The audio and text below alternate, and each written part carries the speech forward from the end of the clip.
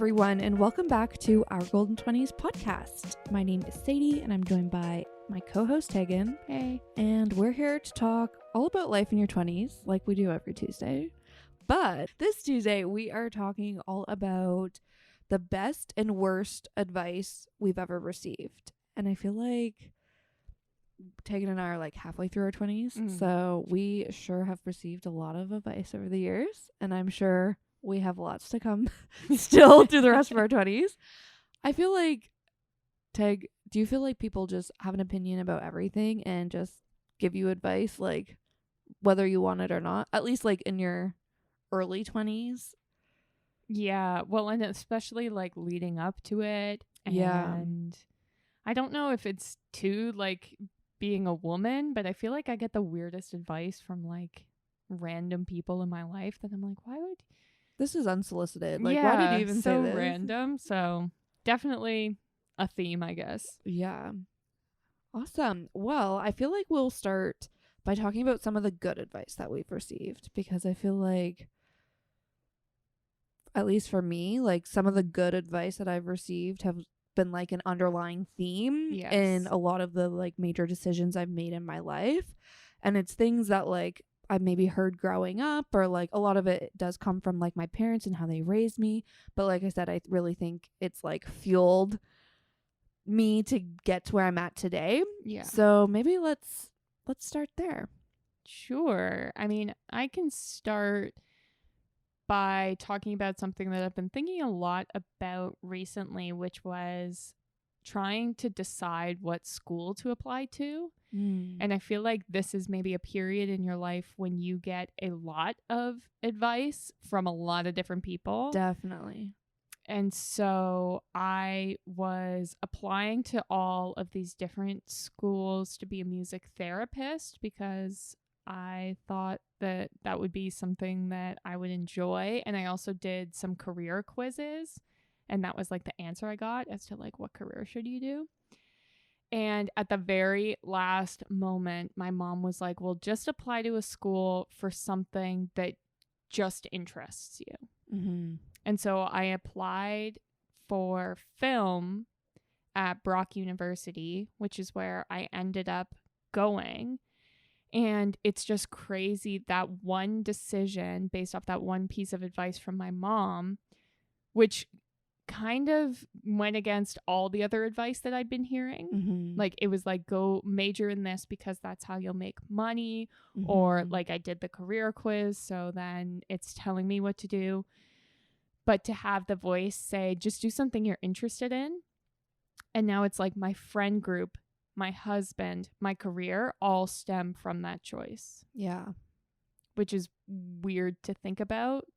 Like, it feels like a big decision at the time, but it's also weird to think all the different paths you take to get to where you are. Yeah, 100%. Yeah. My parents always said that basically it's one of those, if there's a will, there's a way. So if you're like passionate about something, there's a way to turn it into a career. And sure, you might not make like the most amount of money from it, but if you're content doing what you're doing, like regardless what that passion is, like that's what leads to a fulfilling career, not, you know, just sticking in traditional roles or like guaranteed like successful roles, like being a doctor, being, I don't even know what would be like a traditional like role that you do. You know what I'm trying to say though? Like, just do something that you enjoy doing, and that's how you'll be successful. Like, I also like the idea of centering the decision around yourself. It's not about what people are telling you or what you think is good. It's about what do you want. Yeah. But obviously not everyone, I think, is afforded. Yeah. And a lot of people's situation. Parents don't do what your mom did. You know, like sometimes the pressure comes from the parents, you know, and that's a really tough spot to be in. Yeah. Yeah. I think that actually kind of goes into my first piece of advice, which comes from my parents. And talking about this, I feel like we are so lucky to have the parents that we have to give us like good advice and support us on these major life decisions. But the biggest piece of, or the biggest piece of advice, I guess, and the best advice my parents have given me is just to follow my gut. Mm. And that is so basic, I know, but like it kind of goes to what you were just saying, Tag, where just my parents asking me, what do you want to do? You know, I Yeah. have 2 older sisters, so right off the hop, if they did something, I wanted to do it too. Mm. And I remember so many times my dad being like, but do you actually want to do this? You know, or are you just doing this because your sisters are? And like, what do Yeah. you want to do? And they really empowered me to make my own decisions. And I feel like that's so key. And like, that's, you know, how I built intuition over the years, is because it was like kind of my parents doing, like, asking me those types of questions and like making me think about these thoughts that initiated my gut feeling. You know what I mean? Yeah. And that's how I've made, I want to say, every life decision in my life. Like, going back to your school example, I didn't get into my first choice school and I got into my 3 backups. And it was like, okay, my parents and I went to all the 3 backups. We toured them. And at the end, they were all very different. And my parents were like, what one gave you that feeling inside? Go there. Yeah. And I did. And same thing as you, I met all my friends, you know, like I made all the connections that got me my jobs and all of these things. And it's just like, that is no matter what decision I made, I'm sure I would have figured it out. And like, life would look different than it does now, but it would have ended up fine. But it's just like, I followed my gut feeling and I'm so glad that I did, kind of thing. And even like outside of school, like I've pretty much all my jobs I've done based off gut feeling. Yeah. Like I've turned down jobs because I'm like, just doesn't feel right. How I accept jobs, even in like public spaces, if I don't feel safe and I just have that feeling inside, I'll get off the subway train, you know, because I just have that feeling. Or if it's at a party and I'm like, you know what, I'm not feeling, like I have that gut feeling, I'm gonna go home. Like, I don't know. And I think why I wanted to put this as like advice is I feel like we all intuitively have a gut feeling. We just don't always listen to it. Yeah. And I think the advice part is to listen to it and lean into it, because it only gets stronger and like builds that intuition over time the more you do play into it. Yeah. I feel like throughout my life, every single person who I've had a gut feeling about being bad has eventually revealed themselves. About people too. Yeah, exactly. And it's crazy. And it's especially weird when you're introduced to someone as like a friend of a friend. So your mind's telling you, this is a friend of a friend. It's fine. Yeah. But it's like your gut feeling doesn't lie. Like humans are still animals and they have these instincts and they're there to protect you. So yeah. And my gut feeling first day of kindergarten was that Tegan and I would be best friends. And here we are. We clearly both had the same feeling. Yeah. Made that friendship. And here we are however many years later. Exactly. Works both ways. Good people and bad. Exactly. Well, I think the next piece of advice I wanted to talk about, which I don't know who told me this or if I read it online somewhere, but it's if you overthink something, you're putting yourself through it twice. I love that. Yeah. And I'm a chronic overthinker because I have anxiety. And so it's like everything. And it could be something major. Obviously, like if you have a job interview, yeah, you're probably going to be overthinking it and stressing about it. But even sometimes it's stupid stuff. Like I have to go downtown and where am I going to park? And then it's like you're overthinking it. And sometimes to just like snap yourself out of it, it's like it reaches a point where thinking about it isn't going to help. You're just making yourself go through this hardship twice. Yeah. Like it's okay to research something, like prepare, but you don't need to, overthink it. Yeah. And especially if there's something coming up that's unavoidable, like you're going to the dentist or you have a presentation, like thinking about it isn't going to change the fact that you have to do it. So.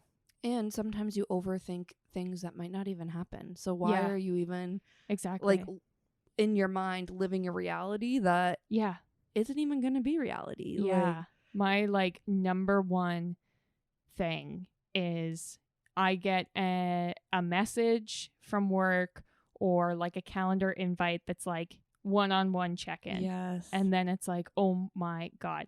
Meanwhile, there's nothing factual that's telling you anything bad's going to happen, but it's like red alert, freaking out. It's like those moments where you don't have to be freaking out. You have no reason to be freaking out. And you're just putting yourself through the stress of it twice for no reason. Yeah. And probably when you actually do live it in real life. Fine. Yeah. It's not stressful. Yeah. Exactly. Yeah.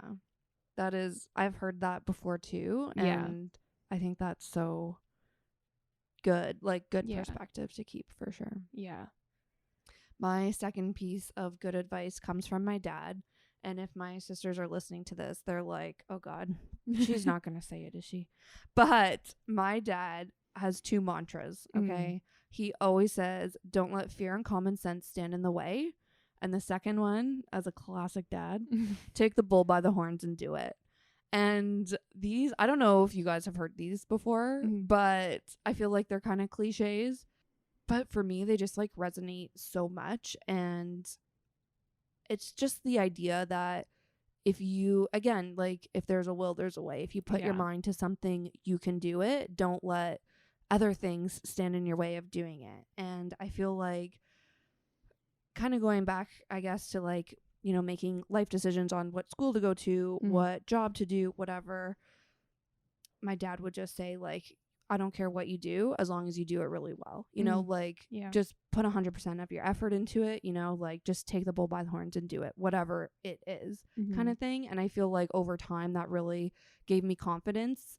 And again, I think it goes back to your point of overthinking. Like it's so easy to overthink all the small things and overcomplicate things when it's like, just do whatever you want to do, or just do what you say you're going to do, or whatever. Like, I think especially in your 20s, you know, like you go through so much change and you grow so much as a person, and it's so uncomfortable. But if you can just like repeat to yourself, like just take the bull by the horns and do it. Like it's just like empowering in a way, I guess.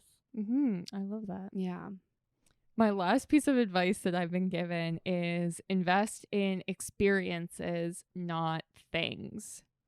And I feel like this is just such an important piece of advice in your 20s because this, for a lot of people, is when you finally get like your own money. Yeah. And you're like, I have grown up money. I can buy whatever I want.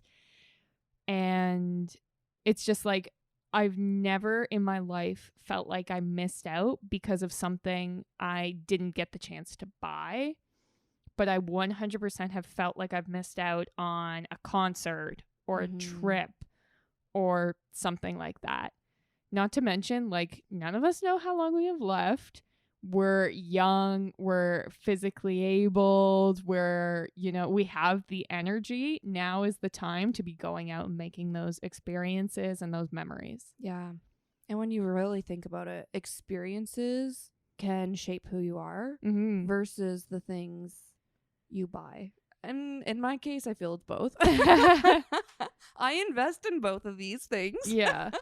But like, yeah, like travel, for instance, as an experience, like a trip can change you. You know what I mean? Like, not to like over exaggerate or anything, but like it really can. It can give you a totally different outlook. It can give you a different perspective. Like, you know, buying something probably can't do that. Yeah. It's one thing if it's like you're buying something because it brings you joy or it fixes a problem in your life. Like, heck yeah, go for it. Yeah.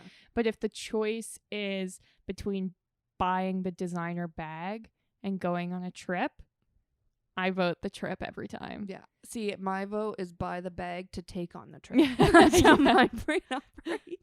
I'm like obsessed with the Expedia commercial that Ewan McGregor's in. God, yes. When you were saying this piece of advice, that was going through my head. Yeah. Oh, he's like, no one's going to think back and be like, I wish I bought an even thinner TV. And I'm like, yes, Ewan, you were right. So true. Yeah. And the other thing too, in most cases, like nothing is like to buy something. It's not like a one. Exactly. Like, you're not actually missing out. You know, like if you feel you are, you can always go back and get it. Yeah. Like in most cases. But a trip, yeah, you can have that FOMO forever. Yeah. Exactly. A concert, there's so many Yeah. concerts that I'm like, why didn't my friend invited me to see Lizzo right Oh. before she got like massive? Oh my And I'm goodness. like, why didn't I just go? Yeah. Is this true? I feel you maybe invited me to see Taylor Swift with you.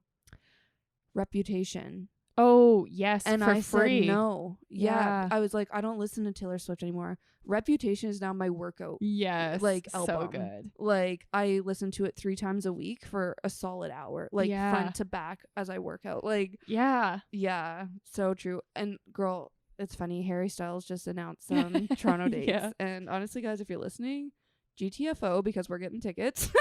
Yeah, sorry. Yeah, but anyways, my best friend and I were just talking about this. Neither of us are huge Harry Styles fans, but I was like, I had so much FOMO not going to his like last Toronto show. Yeah. So Tegan just texted me like yesterday. It was like, Harry Styles is coming to Toronto, want to go? And I was like, yes, because I refuse to let that opportunity slip by ever again. Yeah. Yeah. Well, and Concerts is a good especially one.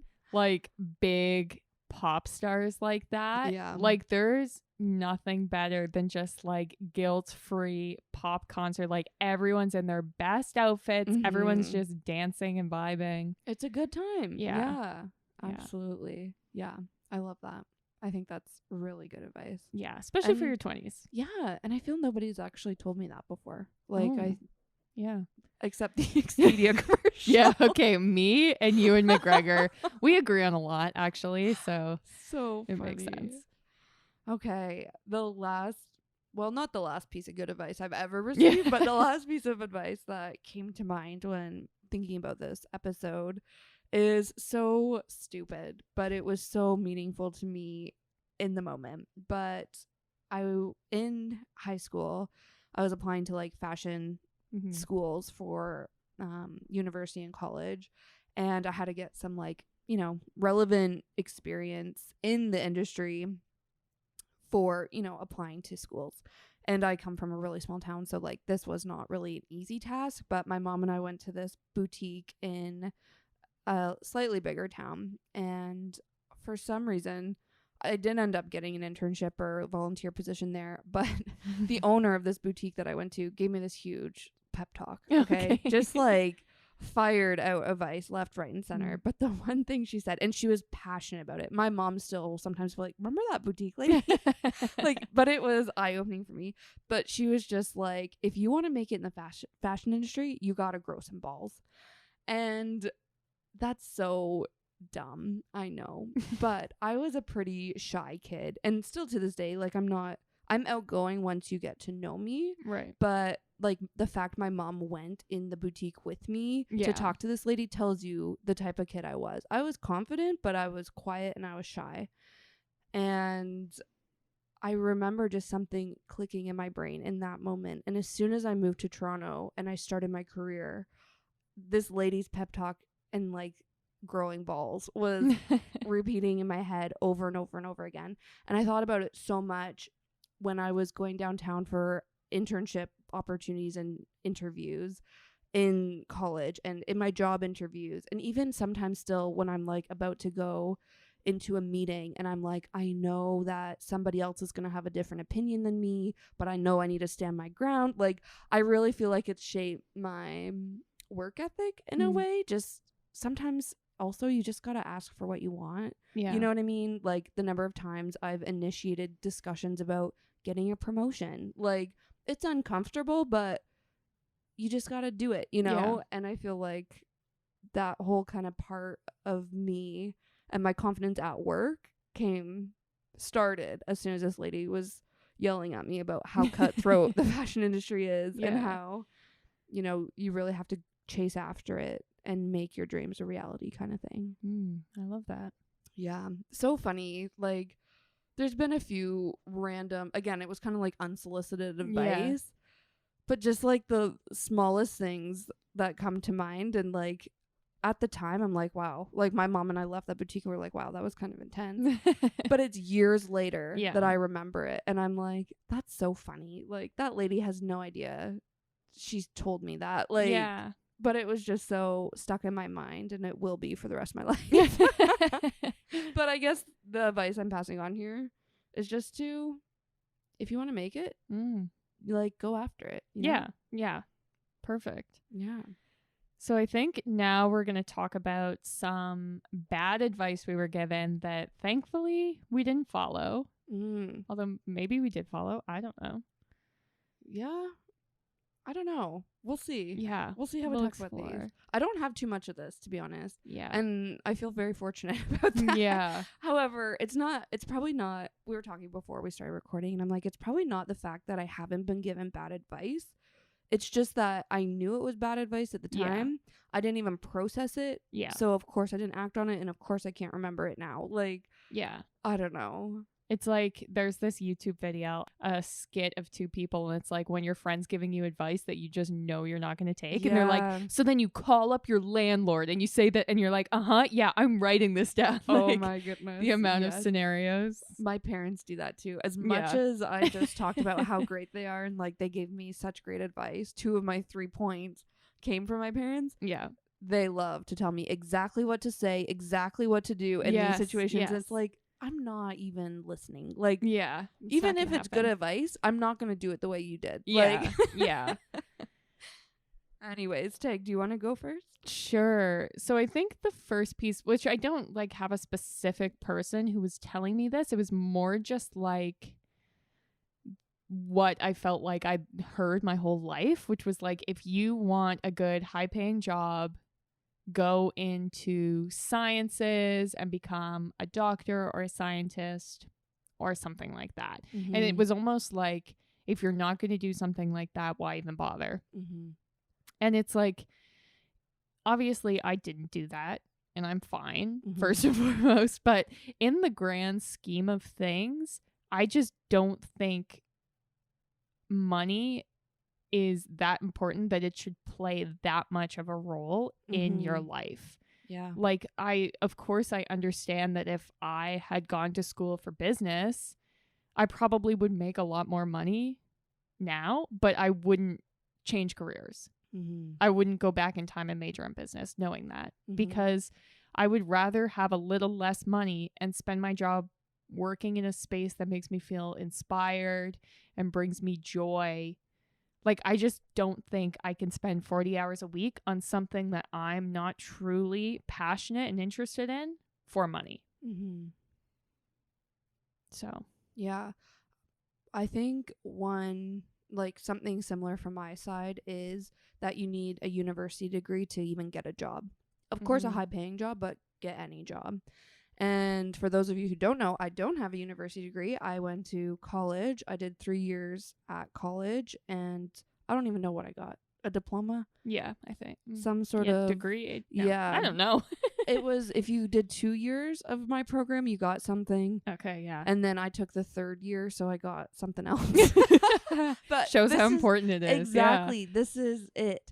And I'm not saying don't go to college and university. I think post-secondary school, you should go. And we've talked about this before. You learn so much about yourself outside of your actual classes that is like invaluable kind of to you becoming like a human as an adult. But anyways, that's a whole other rant. I just don't think you necessarily have to go to university. And this does depend, I think, on what your final goal is, and even maybe your industry. Like, if you want to become a doctor, you're probably going to have to like go to med school, you know, like there are some exceptions to this, but for me, and even maybe for you, Tag, like we're in more like, I guess, artsy or like less serious jobs. Well, it's like more about your experience than anything else. That's it. And honestly, I think college, I got more hands-on experience than I would have in 4 years of university. And then that experience is what I actually talked about in my job interviews post-grad. Yeah. And it was more valuable than the essays I wrote, than the textbooks I read. It was, I did a like boutique class where I ran a boutique with like my fellow students. Like, that's real world experience. I had to get internship hours for my program. And we can talk about internships in a minute, but like that was way more valuable experience. And I got a job based off the connections I made at my college, because Mhm. also my college professors didn't have to have their PhDs or whatever you need to have to be a university professor, but they were still working in the field Mhm. and just like, you know, were passionate about it to teach it. So they were connected, and then they were able to, you know, become my network, help me get my first job post grad, help me get those internships. So all of this is to say, obviously it depends on your end goal, but anybody who's, this is my other favorite one. You need a university degree to even work at McDonald's these days. Oh, Like, classic. that's not even true. Yeah. Like, and I always said to myself too, because I'm not somebody who thrives in school, like I thrive in the workplace. I said to myself, if I have to go back to school, like Yeah. if I ever get to a point in my career where I can't progress because of my education level, I'll go back to school. Yeah. I'm telling you right now, guys, I don't think I'll ever have to go back to school, because Yeah. once you start working, it's very much who you know, your experience. Yeah. That's what people care about. And this is my other favorite thing to mention at this was one of my past jobs, I worked on the marketing team, and I had, you know, whatever diploma I have from Yeah. in fashion business management. And this girl who studied at a university in Toronto here and had her master's in fashion, her and I ended up working the exact same job. Yeah. And again, it's just because of the job that I was working in, but I was like, it's just funny to me that Yeah. like I spent 3 years, you spent 4 plus 2 or 3 years, Yeah. and we ended up doing the same thing. Like, Exactly. just shows kind of how in this case irrelevant a degree, even a master's, was. Mm-hmm. And I think like my sisters are totally academic people. They love school. Mm. So if you like that, like, I'm not shitting on university at all. Yeah. Just I didn't. And if you're in that same boat, don't feel like you have to go to university over college. Yeah. Well, and do it only because you want to and you like it. Like we were saying before. Like I have never once been asked about my schooling. Yeah. Like I could make it up and be like, Yeah. yeah, I went to Harvard. I think where your school can become a big thing is to bond in interviews. Yeah, you're- like, Yes. Yeah. where you went to the same school. Yes. Otherwise, it's irrelevant. Which Like, unfortunately no one went to Brock. So yeah. never happens. Yeah. But yeah, or you know, like it's where you create your community, where you can start, especially like in film where it's so portfolio based. It's like these are the people that you can start building your portfolio together on the weekends. Mm-hmm. That's where it's helpful and it's important, but it's nothing to do with the degree you get at the end. Mm-hmm. Like I could have flunked out and had a portfolio and gotten a job. Mm-hmm. So Yeah. speaking of college, university, I wanted to mention that, like, this is not something that, like, a specific person has told me, but I feel like I hear it and see it all the time, which is, like, your college years should be spent single or hooking up, experimenting, that kind of thing, which I did the complete opposite of. I am now married to a guy that I met on the second day of university, and we started dating like 2 weeks in. And now here we are, like 10 years later, married, living together. It's like we're sitting in your house, Yeah, recording 2 this cats. episode. Yeah. And so I think this is just a good reminder that not everyone's journeys are the same. And that could be like romantic journeys or career journeys or anything.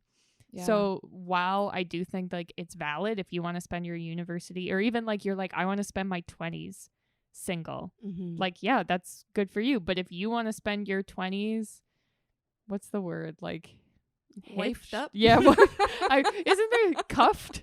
Isn't cuffed? So I don't know. I have no idea. I'm on the single side, so we don't talk about this. But, you know, if you want to spend it in a relationship, that's valid too. And then Yeah. it's like literally like whatever works for you. And it's like I needed that support. And like I don't know if I could have done university if I was single. Yeah. It's so funny, like, because you and I are so opposite on this. Not Yeah. that our values are Yeah. opposite, but like, and I have this kind of later in the episode as well. We'll get to it some more. But for me, since I am still single and I've been single like forever, it's funny. So in my college experience, like that was very much it, was like yes, like I don't want to be committed to anybody. Yeah. Now I'm like, damn, I should have like put in the work because it's so much easier to meet people at college, university. yeah. Like now I have to like go on the apps and it's like, The man, apps. the apps, like, man, I should have took this more seriously when it was Yeah. like face to face, you know, like, Yeah. I don't know. It's so funny to like think back on. Not saying I would have done anything differently, Yeah. but yeah, that's funny. Okay, I feel like kind of touched on this already, but another tidbit somebody shared with me was that you shouldn't ever work for free. And I feel like there's been a lot changed since I did my internships that I was just talking about. And I know internships are controversial. I know like here in Canada, at least we have like laws in place to make sure like employers aren't exploiting interns, which I am totally on board with. But in my experience, I think my internship was, like I said, that real world experience that helped me help me build my resume and then help me have something to talk to in actual job interviews once I graduated. And I did them all for free. Like I got class credit from them, and some of them had perks, you know, like one was with a fashion company. I got to take some clothes home, whatever. Yeah. But all in all, even volunteering, I remember when my sister was in school and she was going through school to become a teacher and she was doing a whole bunch of volunteering. And I remember my parents being like, why are you volunteering? Like, you know, even I think that's common regardless of what industry you're in, like, especially once you have a degree or once you have whatever diploma, it's like, well, now you have this, why are you working for free? But Right. I really think you need to build up that experience. And sometimes to get that experience, you need to do things for free. Yeah. And that's okay. Like, yeah. I've heard same on like the content creator side is like everybody's always like, don't do things for free anymore. But I was watching an Allegra Shaw video and she's like, I still do shit for free all the time. Like, it depends what you want, right? Yeah. Like some experiences are too good to pass up and you'll just do it for free, or it'll lead to something better down the line and it's worth it. Yeah. You know, even if it's something that you're passionate about that inspires you. Yeah. Like not everything needs to be about money. Yeah. You can just do it because you want to do it. Like I volunteer and like, yeah, I guess it's nice that like my LinkedIn says I volunteer, but I'm doing it because I want to. Yeah, it's fulfilling to Yeah, you. exactly. Yeah, I feel like the theme of this so far has It's been just do what you want to do. Yeah, and there's more to life than making money. Yeah. And sometimes I need to hear that. Like, yeah. Because it's so easy to get caught up in it. But yeah. Well, and especially like I feel like sometimes I get stuck in like a bubble on TikTok or Instagram that's like hustle. Here's how to like monetize this. And here's what I made as a small creator with only 500 Instagram followers. Yeah. And it's like, yeah, but you're burnt out. Yeah, I'm already working. Yeah. I'm trying my best. Like I can spend time enjoying things too. Yeah. Yeah. So, yeah. I think the next thing I wanted to talk about, which I feel like is kind of a new thing, is like the anti-wedding vibes I get. And I think it's because there's a Netflix show where a couple picks between buying a house or having a wedding. Okay, I haven't even heard of the show. Yeah, and I'm pretty sure I haven't watched it, but I'm pretty sure like they all pick the wedding because it's like why like who else would you cast on this show? It wouldn't be very exciting if they're like I'm responsible so I got a house. And so I just see so much stuff nowadays that's like why even have a wedding? It's stupid, it's outdated, it's sexist. Just get married at the courthouse, save the money. Wow. That kind of thing. Which, like, yeah, go ahead. If that's you what want. you want. Yeah. Yeah. But I just wanted to say, like, I loved my wedding. Even so though much that you had two. I had it twice.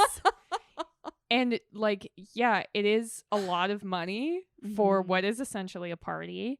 But it's like, I wouldn't change a thing. No.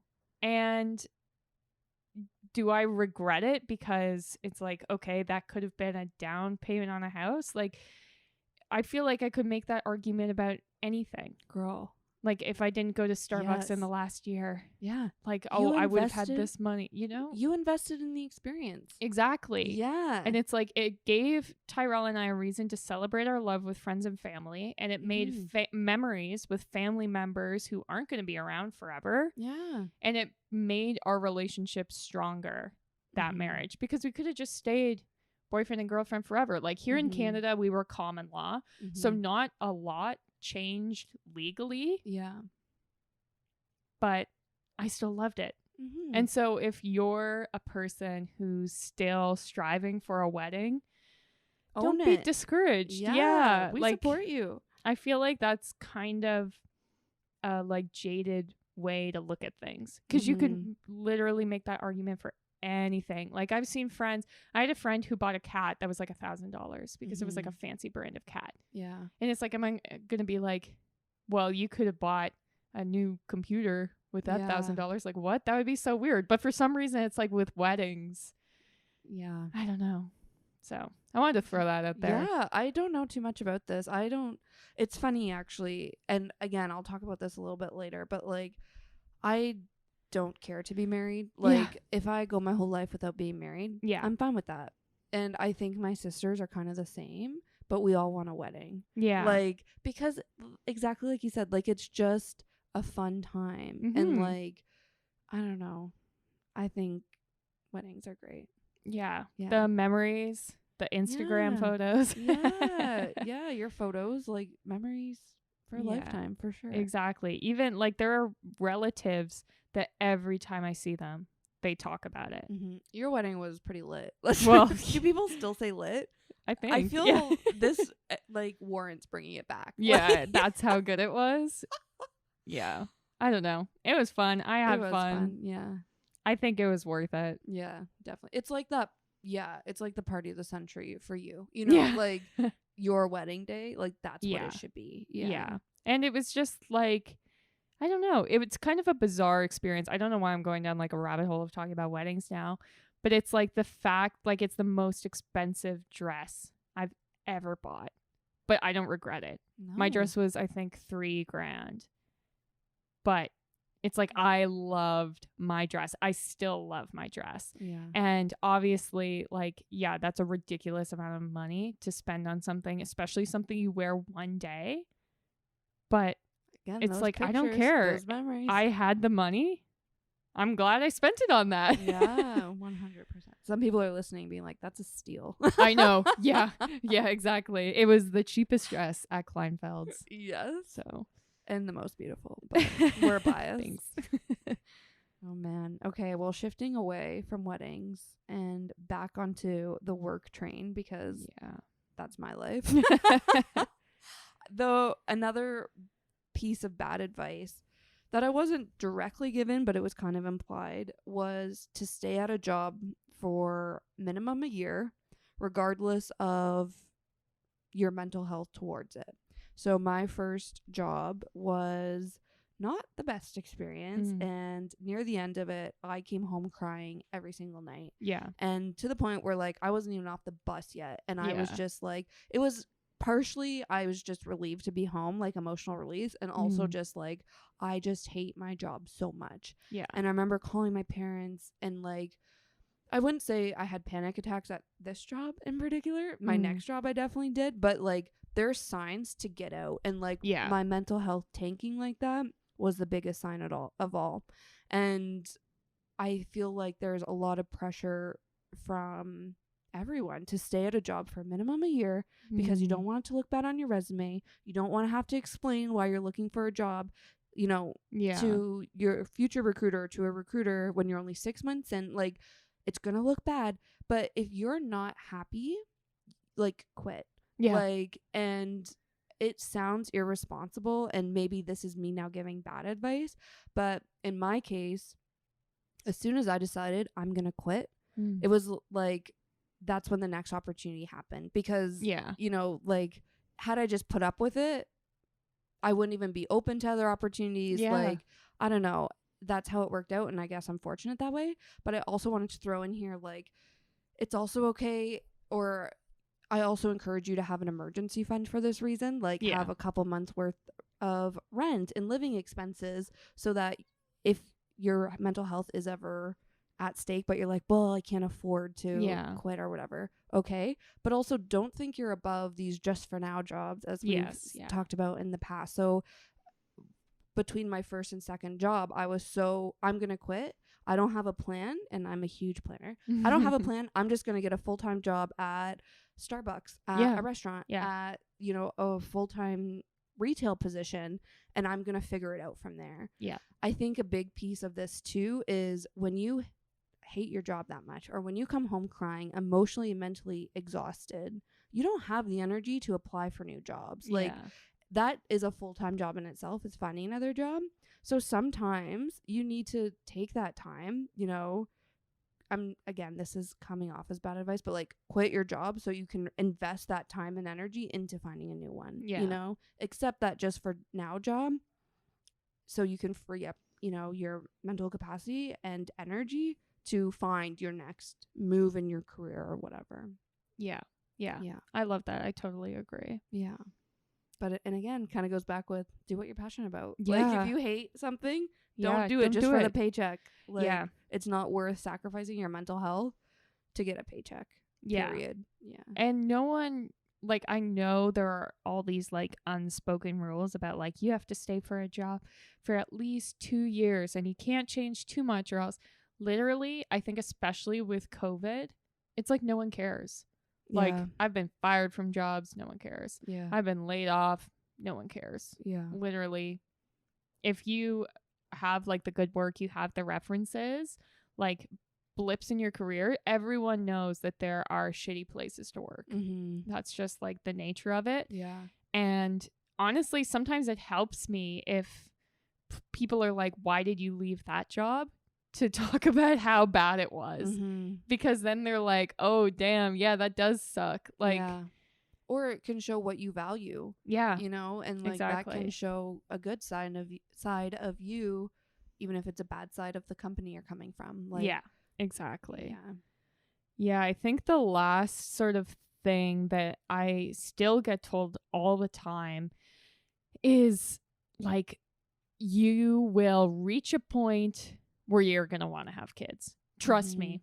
It's going to happen. You're going to reach a point, and it's like, okay, or maybe I just won't. I don't know. Like, I think also because I got married, like directly after that, I was asked constantly when I was having kids, with the assumption that it would be like at any day.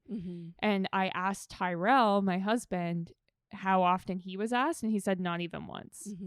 So then it's just like some assumption that the only reason that we would be getting married was because I was uninterested in doing my job anymore and I wanted to have kids, which is just like bananas. Yeah.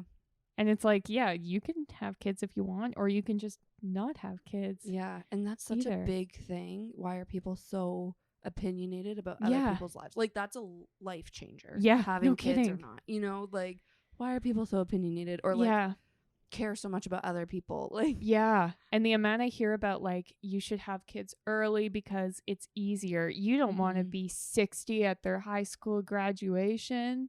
Like, how about you let me decide that? It's like, literally, who cares? Yeah. Not to mention, like, just like how I was talking about, maybe you want to spend your university years single. Like, maybe you want to spend your 20s childless because you're trying to figure this out. Or maybe you're trying to spend your money on these experiences we were talking about. That's me. Yeah. 100%. That was my last piece too, is this again. I feel this is more like a stereotype than something somebody has directly said to me. Yeah. And it is a line from a Beyonce song, but women have to aspire, or should aspire, to marriage and kids. Yeah. Me, guys, like right now, I'm 26 years old, and I'm like, I just told you guys, I don't think I care to get married. Yeah. Like, maybe it'll change once I meet that person. Yeah. But like, and like I said, I want a wedding, but I don't care about being married. And I also, right now, I don't think I want kids. Like, I would rather invest in those experiences, like traveling. That's very important to me. Like, all of those things. Like, I'm not ready to sacrifice my lifestyle to send a kid to school. But that's a huge thing. And Yeah.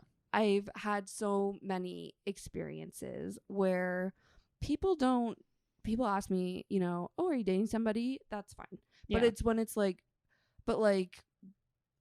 people who make me feel like I'm missing out on something Right. and are very direct about like, so do you just like never like Yeah. you never want to Yeah. have kids? It's like, so you just like never want to be married? And Yeah. it's like, it's not that. It's just Yeah. that I'm enjoying where I'm at right now, you know? And for me, doing these things like you said, like being young, figuring out who I am, what I Yeah. value, what I actually want out of life before I make huge decisions like Yeah. who I'm going to marry, who I'm going to like give birth to now, who like having kids. Like, Yeah. I just want to know, is that going to be fulfilling to me? Is this what I actually want? Or is Yes. this just what everybody's telling me I should do and Yeah. like what society expects me to do? Yeah. And in my eyes, I'm like, my life, of course I feel this way, but like is more fulfilling because I know what fulfills me. Yeah. I'm not just being like, oh, having kids must be fulfilling. Like, I don't know. Yeah. It's hard to explain, but that's Yeah. a big one for me as well. Yeah. No, I think that makes sense. Not to mention, it's like a big decision. Like, it's not a positive or negative either way. Like, obviously, everyone who has kids says that it's amazing. Yeah. Everyone who doesn't have kids says that it's amazing. But the point is that it's like a huge personal decision that should just be based off of what you want, Yeah. not what, you know, your random relative thinks you should do. Yeah. 100%. So the moral of the whole episode is You do you. Yeah, exactly. Think about what you want. Don't listen to the bad advice. Yeah. And just do what you want to do. Yeah. 100%. I think that's it. And Yeah. money's not everything. Yes. Yeah. Your passion is. Yes. All right.